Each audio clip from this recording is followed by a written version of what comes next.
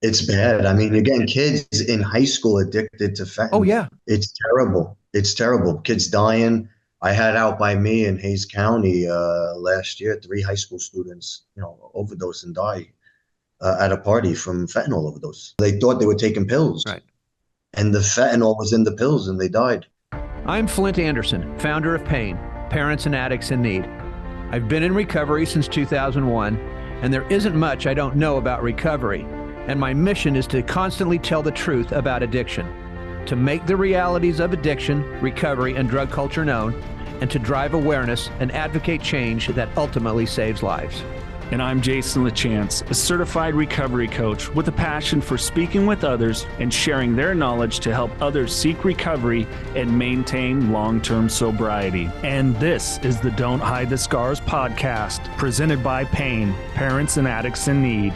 Frank Parisi, thank you for joining the founder of Pain, Flindt Andersen, myself, Jason LaChance, on Don't Hide the Scars. How's it going, guys?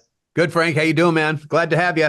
I'm blessed. Another day alive and sober. Yes, sir. Hey, Yes, sir. before we get going, though, I need to ask Frank this. Okay. So, yeah, did you have a little bypass surgery? No, I had a heart transplant. Wow.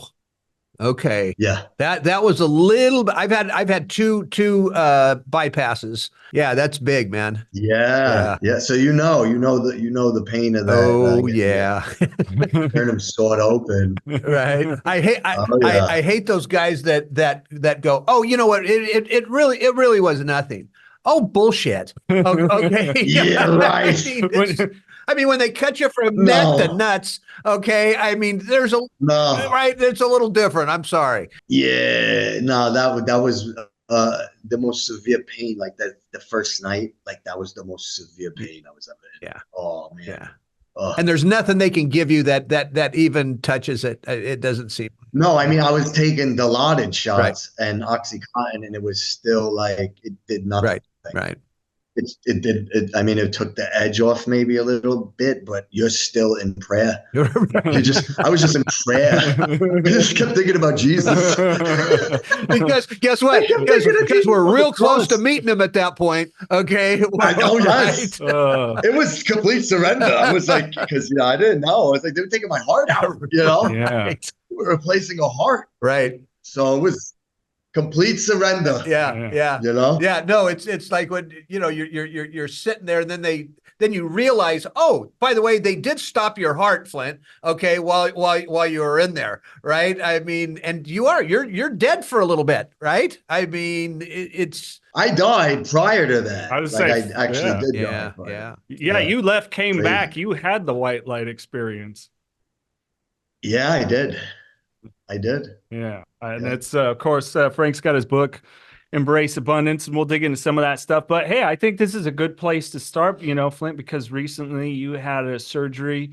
And after that, Flindt was primarily an opioid addict. And, but he had to be confronted like yourself with that decision of, I'm not going to be able to do this without some sort of help prescription wise for a little bit. And that responsibility, I mean, I know that was a tough decision for you, but you had to form a plan. I mean, Frank, was it kind of the same way? Oh yeah. I mean, I hated it when I was first in the hospital before I needed the heart transplant because they didn't know. I had gotten 13 staples in my chest, and I took only ibuprofen for that. Right. Because I was like, I do not want to dance with this, When they did cut my chest open and then they messed my arm up when they had to clean my arm, I had to stay on it. I was on Oxy for 25 days. Yeah. Because they cleaned my arm for, every other day. And it would literally, the arm was worse than the chest, believe it or not. It would feel like they would literally take fire to my arm for 24 hours. And I would do Dilaudid and OxyContin. And they would wrap it with ice. I would wrap it with ice for 24 hours. And then they would let it heal a day. And then the next day they'd come and do it again. So I had to be on it. But in that, because again, it's like I always refer to like AA recovery as the wildebeest, and our addiction being the lion.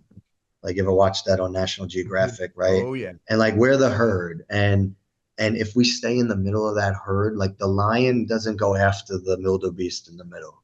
Right. He's only going after that wildebeest that's on the outside, Correct. you know? And as long as we keep ourselves in the middle of that circle and that triangle, we're safe and protected, even when things like this arise. As long as we're honest with our sponsor, with our circle of people in recovery.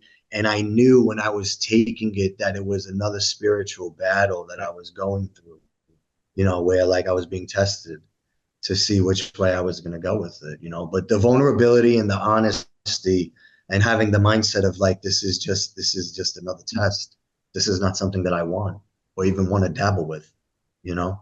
Yeah, no, it is. It's dancing with the devil, you know, and it's but early on, it's almost a necessary dance. You know, especially when you're having that type of surgery. Look, I've had other surgeries where I have gotten away with. I've had like plus 30, okay, surgeries in my life. So I've had surgeries where I could get away with ibuprofen, you know. But the majority of them, no. I'm sorry. What you and I went through, they're not going to prescribe an aspirin for us and say good luck to you. No. Okay. They told me that if I didn't take it, I'm not going to heal. Correct. Your body's in too much shock at that. You're in complete shock. Yes. Yes. You understand? That's excruciating. That's battle warrior shit stuff. That's like on the battlefield. You literally have a saw that comes and cuts our sternum. Yes, that is correct. That is correct. And then you're sitting there with the handles holding it together, so whenever you cough, you don't split yourself open again. Coughing, trying to get out of bed after a few, you know, after a couple of, it's all just a major pain in the ass. But that, you know, again, we're big on plans around here. You know, it's like, again, I'm blessed that I'm still married to the same woman after 45 years, and we just celebrated 45 years. And, you know, so we have that plan, and trust me, brother, you know, 3 weeks out, she's saying, okay, that's enough. By the way, I'm standing here with a pee cup. All right. Just in case you decide to go behind my back somewhere. It's not that she doesn't trust me. It's that she knows what addiction can do, and how all of a sudden it can just flip you in a heartbeat, you know? So you have to have that plan. And I always think of it as, especially when you get past that 2 weeks or 3 week mark, that it's now a healing pain. You know, I have to have the mindset that I didn't just snap my leg in half. Okay, where it's so excruciating and it's never going to heal and it's never going to get fixed, to the mindset of, okay, everything's fine. It's healing. Yeah, I'm going to be going through some pain here, but this is going to go away. That's the mindset that I have to have. Yes. And, you know, it being that you said that, because even after I got out of the hospital, they still had to clean my arm for like an additional like 2.5 weeks. And my wife held the oxys in the house. Oh, yeah. You know, 13 years of sobriety, but it doesn't matter. Right. Like I love my life too much, and I'm not going to dance with that devil. And, you know, and especially after a surgery like that, for me, I could speak for myself, you know, it was, I was down. Sure. I was down. You're in a vulnerable state. I just had a heart transplant. I didn't know what my future is going to look like. I could have easily got into that victim state. Right. You know, and been like, oh, poor me. But you know, again, I love my life. I love recovery. I just love my family. I love everything that I created with my life. And I think the vulnerability, the honesty, staying in the middle of that herd, right, having the plans, having my wife. Right. Because again, what a lot of people don't realize, a couple of things happen to you, especially after a heart surgery. Almost every one of us goes through that depression stage afterwards. We go through a forgetful stage afterwards. I've told this story before where I don't know, is maybe because they don't want you driving for quite some time, you know, Yes. just because they're afraid of a car accident and you know, your chest hitting the steering wheel, that type of stuff. But I finally drove my car just around the corner to an office that I had to go to, and I come out of that office and I'm standing in one of the parking lots and I go, where's my car? Okay. And I'm like, oh, so I walk to the other parking lot and I'm going, okay, it's got to be over here. This is a true story. And nope, it's not there either. And now I'm starting to laugh a little bit, right? Well, then I walk back to the other one again, and I'm standing there going, okay, this isn't fucking funny anymore. All right. Because I really don't know where my car is. And then boom, you just kind of snap back into it. And that usually everybody that I've talked to that's had a heart surgery, and I did some research on it, it's about a month of that, not every day, but you go through this first. So what I would do after that month or month and a half, whatever it was, if Kathy said, hey, can you go to the store? Did you go to the store and get the milk? Oh, damn, I forgot. You're like in a fog, right? Yeah. Yeah. I know. Yeah. So anyway, it's a whole nother, it's a whole nother deal when you're dealing with heart surgeries, man.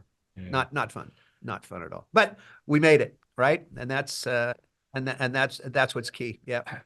Frank, I want to dig in with you because you have, remind me the name of your treatment facility in San Antonio again. It's called Emotion Wellness. It's in San Antonio, Texas. It's a partial hospitalization, IOP, OP program for substance abuse and mental health for adolescents and adults. Oh, wow. Nice. Yeah. And my business partner, the founder, his name's Jason Turner. We work a lot with the veterans and the military. Yeah. Being down in San Antonio, it's a huge population. We've talked to a sheriff who was right on the borders there, seeing what he was being affected with the community. How much is it where you're seeing people either that their substance abuse, addiction, drug of choice, whatever term we want to put out there, that either fentanyl is in it and they've been affected by it, or even dealing with straight fentanyl addicts? Oh yeah, it's prevalent. I mean, it's everywhere now. You know, I literally just lost a guy I know a long time that battled with this for a long time. I've known him since 2008. He has 2 kids, and he just passed away like last month from overdose. 2 little kids, 2 little boys, 7 and 5.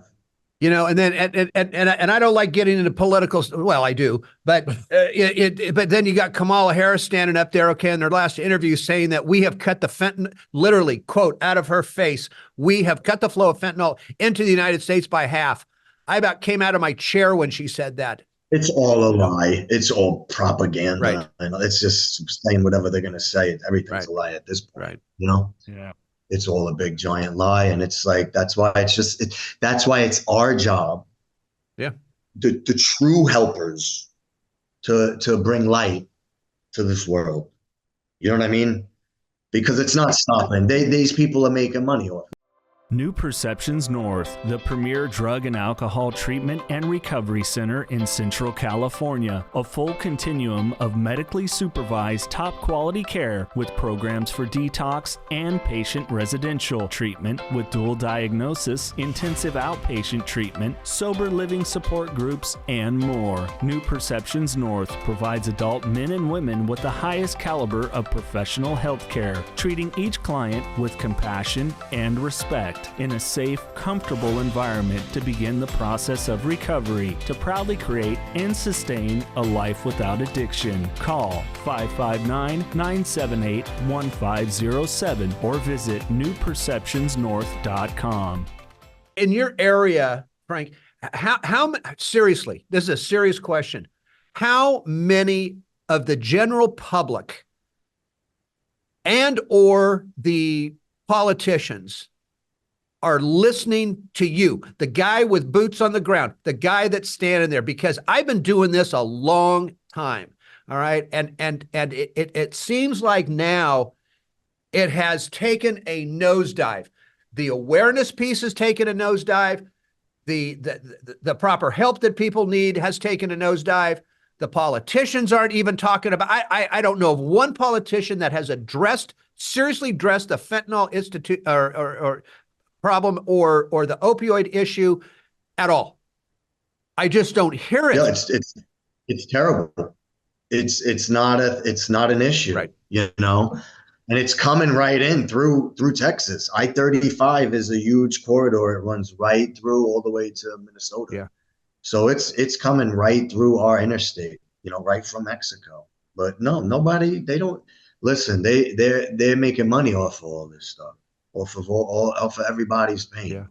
It's really disgusting. Something needs to change, but I don't see it. You know, there's too many people on the take, and then we have open borders now, so it's just like, right, just pile it on in. Right. I mean, you know? think we would have learned from the Purdue Pharma mess, okay? Sure. But we didn't learn from that nightmare either, and so now we're just in we're in another Purdue mess, right? Because when Purdue was involved, they were making billions of dollars off of it. Every doctor was making that money. Every rep was making that money.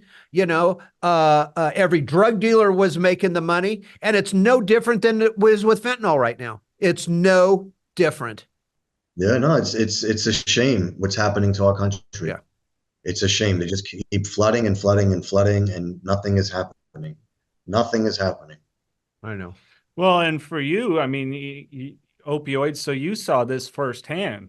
And I didn't get to converse with you about this. Was yours also a situation maybe where you got on a prescription and then eventually went to the streets, or was it always just the streets for you? I mean, mine was it was always just found. But I mean, I was given them when I had a wisdom tooth pulled. It didn't help any. Right. But it was something that I found in the streets, you know. Yeah. Well, and nowadays, I mean, that's just death coming. It's a Russian roulette game where there's 10 barrels in the gun and 7 of them are loaded. Right.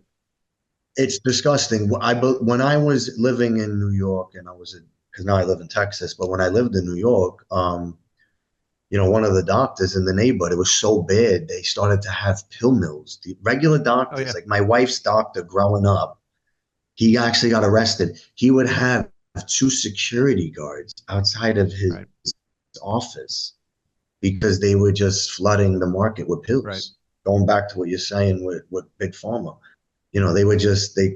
we basically turned our country into heroin addicts and fentanyl addicts. Right. This is what we did. Well, you know how a lot of those doctors got away with it. It all comes down to, and I'm not so much talking when I'm talking about the pill mills that especially that were in Florida and Broward County and those kinds of places. Yeah, those guys were just writing scripts like there was no tomorrow. They didn't give a damn about what was going on. Nope. But when we've got a doctor right here in Fresno and think about this for a second. For each one of his patients, and he only deals with soft tissue injuries. There's a wink, okay, because you can't see it on an X-ray, right? Okay, right. So, but this guy, he's just a mathematician, because for each client, each patient of his, he prescribes. This is his prescribing methods: 240 10 milligram Norco. This is every month per patient. 240 10 milligram Norco, 30 Percocet. I don't know what the milligram is. 25 Xanax, dilaudid twice a month for breakthrough pain, and God knows what else. Those are just the narcotics, right? But when you do the math, 240 comes out to what? 8 pills a day for a 30-day period. That's what legally we can take as a society, and legally what a doctor can prescribe, because that comes out of the physician's desk reference. So he's not breaking any laws. But think about it, 240 pills per client. He probably has 150 patients, right? Heroin or fentanyl addicts. That's what he's turning them into. Well, yeah, and most likely fentanyl, because we don't see heroin. I don't know about you there. There's no heroin. There's no heroin here. There's no heroin on the streets. Everything's fentanyl now. Yeah. Yeah, it's unreal. It's unreal where we've gotten. And I don't know. I don't know what it takes. We're always confused, but one of the things like that Flindt had asked is, do you personally have anyone that is any place of making legislative changes, social public safety policy, etc., actually reaching out to you to speak to you and get your knowledge? I don't have any there of that. It is. No. Once again. Yep.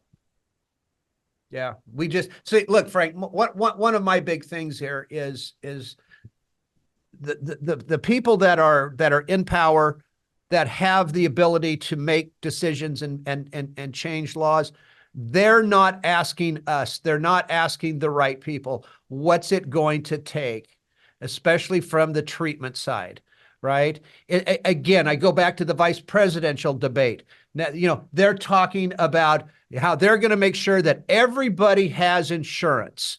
Okay, well, guess what? That's either Obamacare or Medi-Cal, right, or Medicaid. right. And it's not about everybody having a policy. It's about everybody having the right policy. It's about changing those insurance companies that are actually going to be able to pay treatment facilities an amount of money that makes it worth our while to keep our doors open. Yeah, well, I mean, that's what I was saying. In our rates in Texas are terrible. Like, we need to do massive amounts of beds in order to even just, somewhat of a profit. Right. Our rates are extremely terrible. So going back to what you're saying, yeah, like, if you want to provide quality treatment, you have to give quality rates, right? Absolutely. I mean, how are you going to be able to afford the help, and they want to have master level therapists, treating clients, and you're giving us rates that we can't afford to pay them, then how are we going to get the correct treatment for our clients? Correct. Absolutely correct. Medi-Cal out here pays about $185 a day. And that's how do you even treat you don't somebody? You can't. So guess what? As a private treatment center, we don't take Medi-Cal because we can't. We will lose our shorts. Okay, if we took Medi-Cal. Absolutely. Yeah. It's just criminal, in my opinion. Well, it is. I mean, and some people might hear that and go, $185 a day. That's a good amount of money, but they don't understand that you have all the employees, a doctor. I don't know if anybody's looked at it. I did recently with my insurance and how much my doctors visit for about 10 minutes. That was the $185 right there.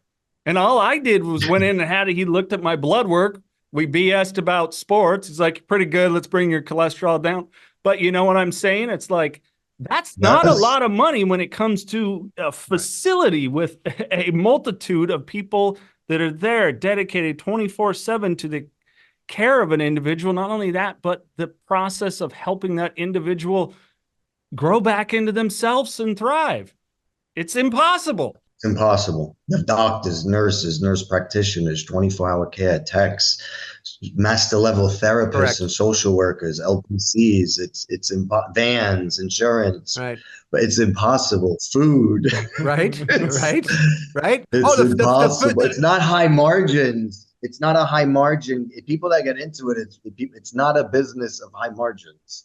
It's truly to make a difference. It is. Granville Home of Hope, here we go again. 2024, we're back. Granville Homes is building a brand new home. We're going to give it away on December 4th, 2024. You can get your ticket. It's $100, or you can get a bundle of tickets for $200, which includes the chance of winning a brand new Lexus for 2 years.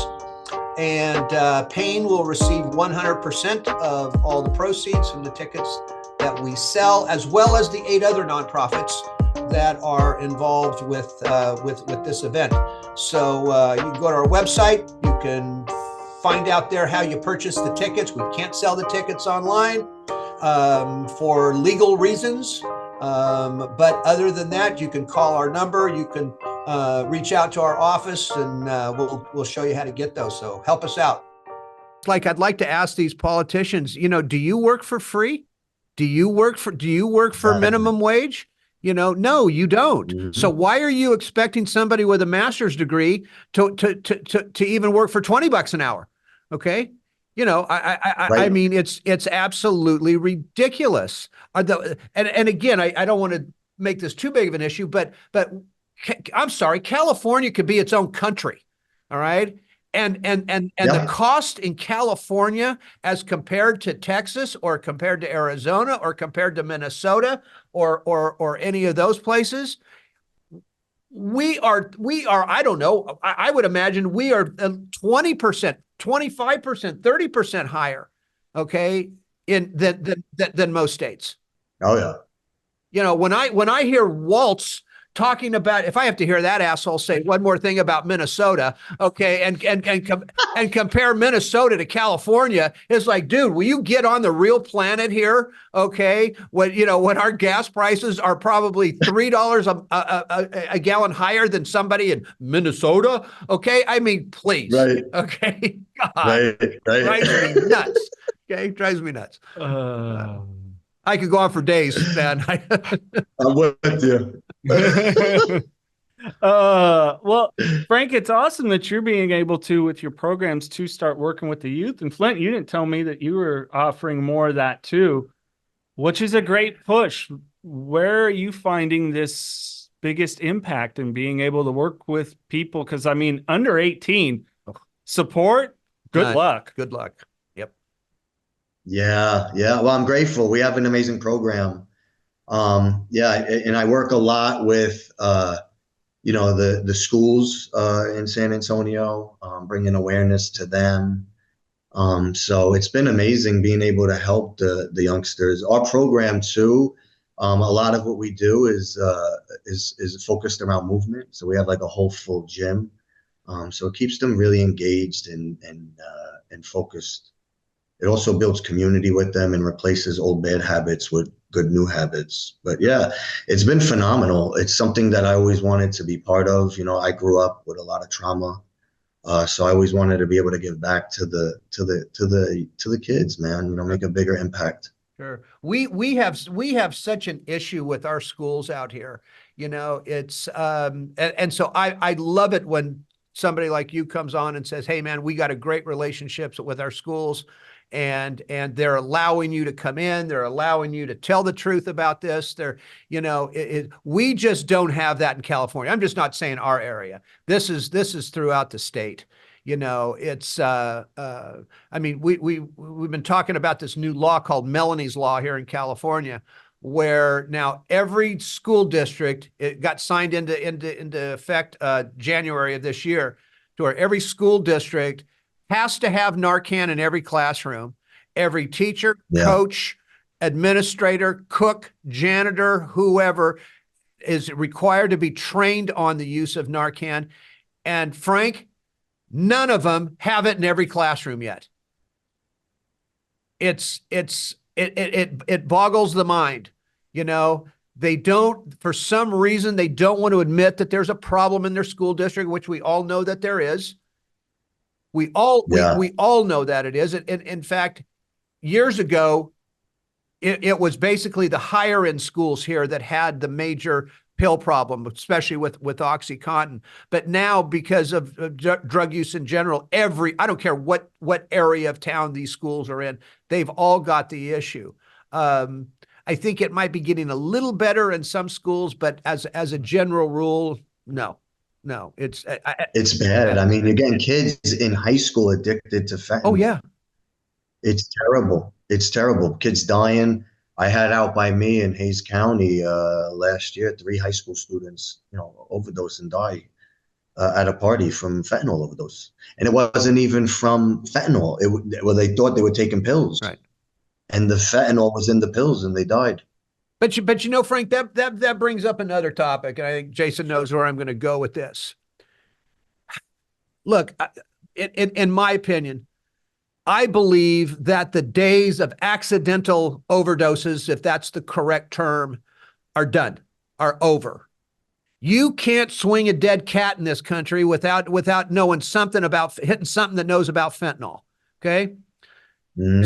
So just because somebody is 16, 17, 18, or in their early 20s, they know what fentanyl is. They all know that if you go out and buy a pill from somebody, right, that pill could be laced with fentanyl somewhere in it. I think a lot of it, look, early on, yes, no question about it. These kids were out thinking they were buying Percocet and buying straight up Xanax. Okay. Right. But now I'm not buying it. Okay. Because you have to ask yourself the question, what were they doing buying the pill in the first place? Mm-hmm. Okay. If they're not using some sort of substance, why were they buying If they thought it was a straight up Percocet or Xanax, why were they buying that drug in the first place? And if we think like we know that these kids are using fentanyl, think about it. What you know as well as I as an opiate addict, once you reach that certain point, and if you become a Vicodin addict, you're not going to take a Tylenol number 3. That's right. Right? Right. Okay. No, you're right. So if you're a fentanyl addict, you're not going to take a Percocet or a Norco. Definitely not. Right. No. You have to have the fentanyl because that's the only thing that's going to keep you from getting dope sick. Mm-hmm. Right? Okay. So yep. That's, again, it goes back to my point. Why aren't these people asking us that know about this more of the questions that need to be answered? I agree 100% with you. The whole system is broken. And by the way, let's don't forget that insurance companies do not pay for cocaine or methamphetamine detoxes. They don't. They don't. Nope. And you have to ask yourself, why? Oh, because they're just going to go to sleep for 3 days and that they're going to wake up and they're going to be hungry. Are you out of your mind? They don't get it. They don't get it. They don't. I think it's that they don't care. Yeah. I don't think it's they don't get it. I think they just don't care. You're probably right. Yes. Yeah. There's a lot of truth to that. Because again, you talk about, you've talked about the fact that everybody's making money off of this. Guess what? Anymore, like in the old days of treatment, right? There were plenty of treatment centers making millions of dollars. Let's just call it what it is. All right. Today, that's not happening. Okay. We even know people that have gotten not out of the treatment industry. They're still in it and have their treatment, their detox centers and residentials, but they're just charging straight up cash. They're not taking insurances. And they're treating the people that have the money to come into a facility for 30, 60, or 90 days. They said, I'm done fighting with insurance companies over all of this stuff. And if you live in a Southern California, if you live in certain areas of Texas or New York or any place else where you have those people that can afford to spend a lot of money on treatment, that's where you go. And that's the money that these people are going to make. Okay. But for us average treatment centers that take PPOs, it's a battle every day just to keep somebody there for the proper amount of time. Yep. Yes, it is. I know. It's a pain in the ass. Frank, let me ask you how your staff really approaches that, working with the families to help them understand really what addiction is. So we meet with them weekly with our clients and help educate them. We do an education group with them. And then we also bring them in and do one-on-one sessions with them as well as the client. So, Frank, help educate the families on addiction, and then we bring them together, Okay, so because what we do, I started this about 15, 16 years ago, whatever it is now. I don't remember. Well, differentiate for Frank. So what we do here at Payne, as opposed to Flint's treatment facility, New Perceptions. So at Payne, what we do is we have family support groups that we've had for 15 years. So it's a Wednesday night. Amazing. Okay. Wednesday nights, 2 hours.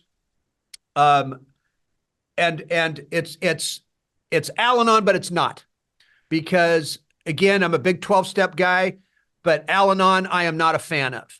And the reason why I'm not a fan of Al-Anon is because there's no cross-talking, there's no suggestions, there's no anything. It's like an AA meeting. Somebody sits around in a circle, one person tells their story, it moves to the next person, moves to the next person. I'm there every Wednesday night. We throw it all out in the middle of the floor and see what sticks. We laugh, we cry, we bitch, we give suggestions. Hell, half the time I'm telling them what to do. Okay, because this is about telling parents and family members the truth about addiction, not blowing smoke up their ass. All right. This is about what your kid or your loved one is capable of doing, what they're not capable of doing. Because guess what, gang? I was that person. All right. I was that person. So I think a lot of places, we at Pain, we would love to start these all over the place. We are really good at giving these support groups to family members. Again, it's not at the facility, it's away from the facility, and it's just for those family members. Their kids or loved ones have nothing to do with this. We get those clean on another level. This is just for those families because they don't have a true clue. I love that. Right?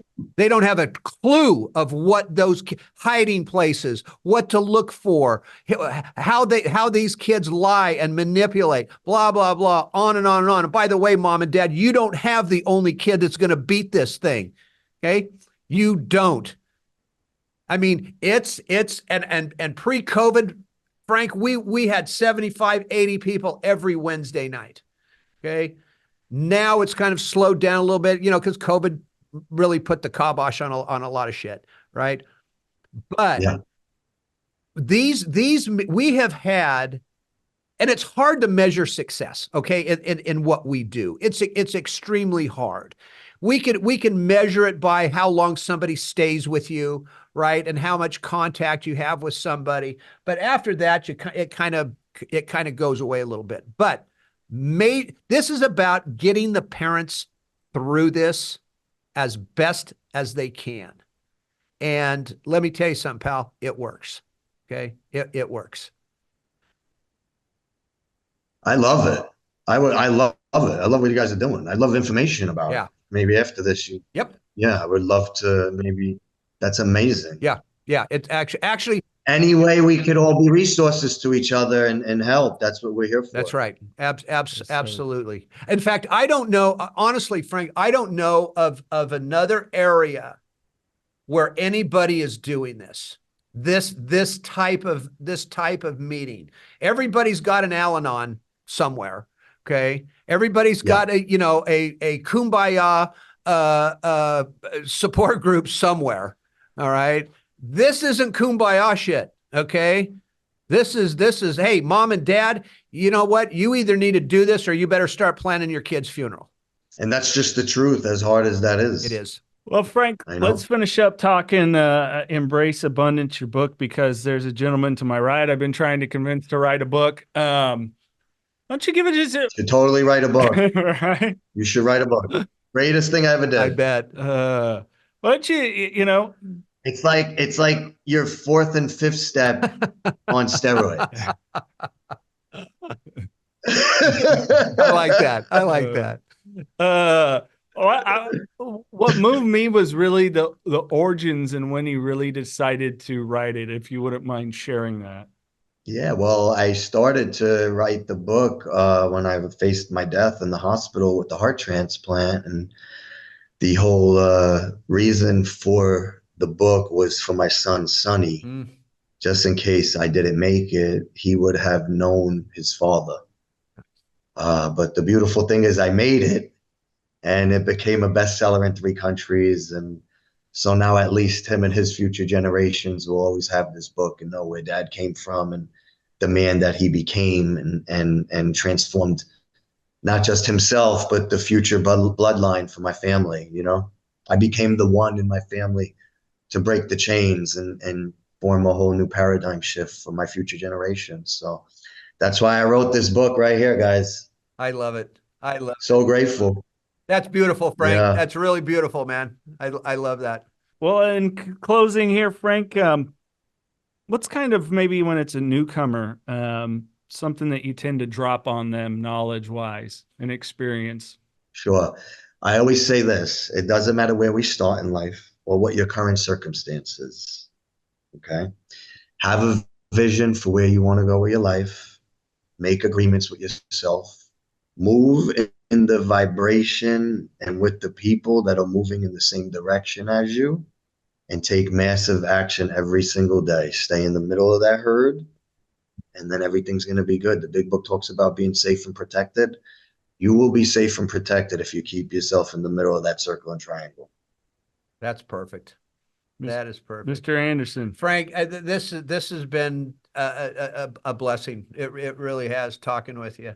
I'd like to connect after as well with you guys. We will, because I think there's some things we can possibly do together, or at least give some suggestions to each other, because it's just so cool to meet new people that, again, are like-minded, and want to make a change to where it's, God, it's just not all about them, or it's not all about me. It's about the cause, and it's about, helping those, because very few of us, I'll be honest with you, at least what I've seen, very few of us make it in this.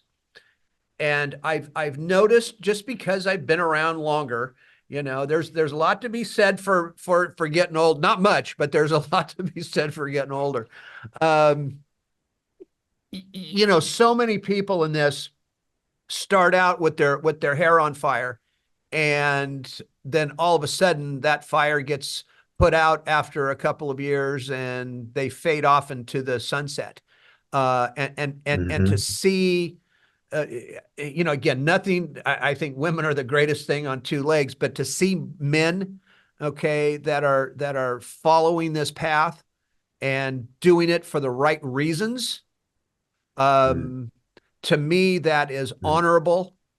It's biblical. It's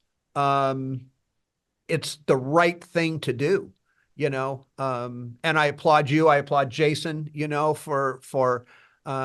for good, strong men doing this thing, man, because as time passes, we're going to need you more and more. I agree. And I applaud you two gentlemen as well. And if you want to check out Frank's book, more info on him, that link is in the podcast description. Thank you for watching on YouTube. If you have yet to subscribe, do so. Leave a thumb up, a comment in the comments section. Frank will be seeing it, as well as Flindt and myself. And of course, we're on Apple Podcasts and Spotify, where we ask for a subscribe, a rating, and a review. And hey, if you're getting value out of Don't Hide the Scars, please share it with someone else. If you or a loved one is struggling with addiction, please call PAIN, Parents and Addicts in Need, at 559-579-1551, or visit us online at painnonprofit.org. Follow us on social media on Facebook, Twitter, Instagram, and TikTok at Pain Nonprofit. And please subscribe to the Don't Hide the Scars podcast and share with others wherever you get podcasts and on YouTube. And if you would like to donate to PAIN, Parents and Addicts in Need, please click the link in the description to make your tax-deductible donation today and help us save more lives gripped by addiction.